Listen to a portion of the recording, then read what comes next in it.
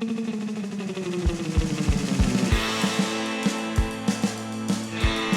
I'm Don with Oxford Guitar Supply. One of the questions that we get most often is how many cans of lacquer do I need to finish or refinish a guitar? The quick answer generally is about 5. You want a can of your base coats, which we offer a sanding sealer or a white primer, a can of your color option, and usually 3 cans of clear. So to put that into practice, you're basically looking at about 3 coats of sealer or primer, 3 coats of color, and about 9 to 12 coats of clear.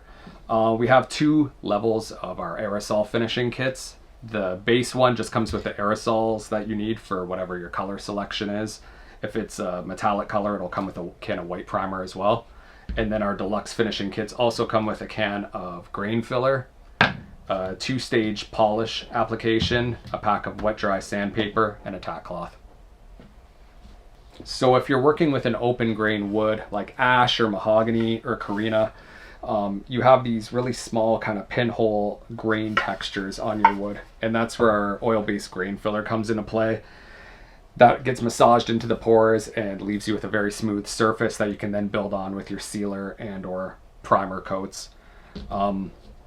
If you're doing a metallic finish, we generally recommend using the can of white primer right before the color coats, because all metallic finishes are generally somewhat transparent in nature, so that the flake in the lacquer has the ability to reflect the light out.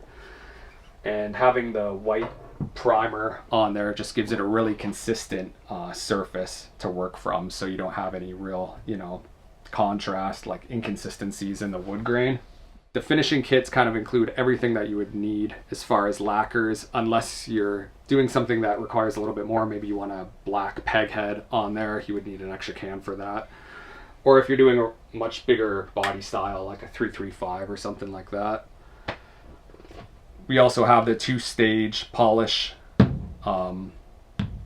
which basically just after your wet sanding is complete, you have a medium polish and then a fine, which will remove any swirl marks. And then after that, you're basically good to go.